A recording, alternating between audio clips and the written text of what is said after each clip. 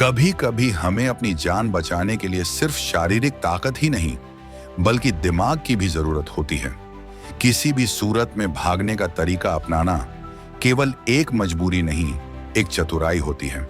और यही चतुराई लेकर आ पहुंचा था गुड़गांव का एक शातिर अपराधी, जिसका नाम था सुशील यादव। ये कहानी 2001 की है, जब गुड़गांव की जेल में एक खतरनाक जेल ब्रेक हुआ था।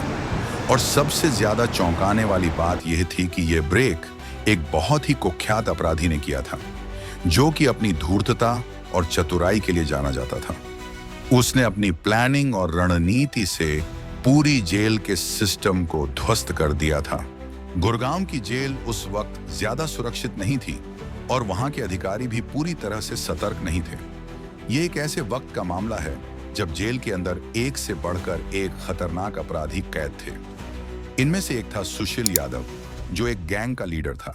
सुशील यादव ने कई गंभीर अपराध किए थे, जैसे हत्या, लूटपाट, अपहरण और कई अन्य आपराधिक गतिविधियां। वह सिर्फ एक अपराधी नहीं, बल्कि एक शानदार रणनीतिकार था। और यही कारण था कि वह जेल में भी हमेशा किसी न किसी तरीके से अपनी साजिशें रचता रहता था। सुशील यादव ने पहले से ही जेल में अपनी पैठ बना रखी थी। उसने कुछ कैदियों को अपनी तरफ किया था और फिर धीरे धीरे जेल के अंदर फैले हुए सिस्टम को अपनी साजिश के लिए इस्तेमाल करना शुरू कर दिया। उसने सबसे पहले जेल के भीतर कुछ गार्ड्स को अपने साथ मिला लिया। कुछ गार्ड्स ने सुशील से पैसे और अन्य सुविधाओं का लालच लिया था और वह सुशील के प्लान में मदद करने के लिए तैयार हो गए थे।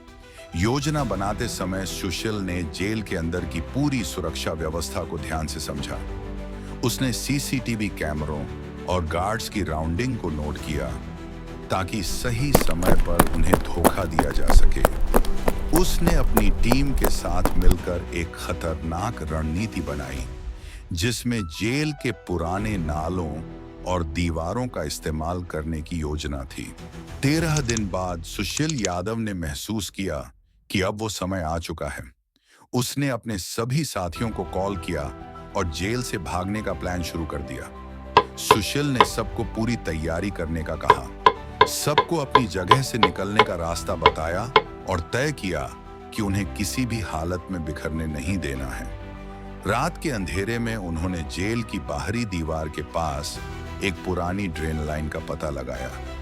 यह वही जगह थी जहां से वह बाहर निकलने वाले थे। उसने और उसके साथियों ने जेल के पुराने हिस्से की दीवार को काटने का काम शुरू किया। धीरे धीरे उन्होंने एक छेद बनाया जो उन्हें जेल के बाहर तक ले जा सकता था। जैसे जैसे रात का समय करीब आ रहा था, सुशील और उसकी टीम ने जेल के अंदर जो भी तरीका अपनाया था, उसे सही दिशा में मोड़ दिया। उन्होंने गार्ड्स की निगरानी को अपनी तरफ घुमा दिया। उनके पास जो भी साधन थे, उनका इस्तेमाल करने में कोई कसर नहीं छोड़ी गई। इस दौरान कुछ गार्ड्स को भ्रमित करने के लिए सुशील ने अपने साथियों को जेल के अलग अलग हिस्सों में शोर मचाने को कहा, ताकि गार्ड्स का ध्यान बांटा जा सके। इन सभी मूव्स का उद्देश्य गार्ड्स की नजरों से बचते हुए अपनी योजना को बिना किसी रुकावट के अंजाम तक पहुंचाना था।